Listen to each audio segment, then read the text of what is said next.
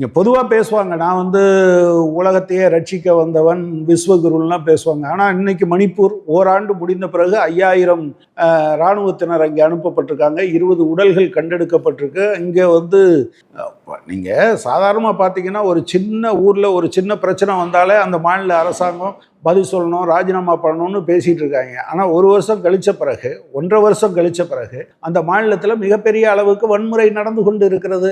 உங்களால் அந்த அந்த நிர்வாகம் நடத்தவே முடியலை.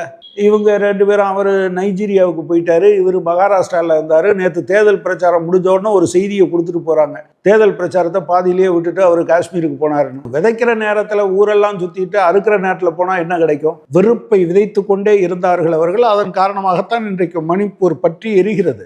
அறமற்றவர்கள் ஆட்சி பொறுப்பில் இருக்கும்போது நிர்வாக அமைப்பு மட்டும் அறத்தின் வழியே அடக்கம். பேய் அரசு செய்தால் பிணந்தின்னும் சாத்திரங்கள் என்று பாரதி பாடினார். பிணந்தின்னும் சாத்திரங்கள் அதில் ஒரு பகுதி தான் இது.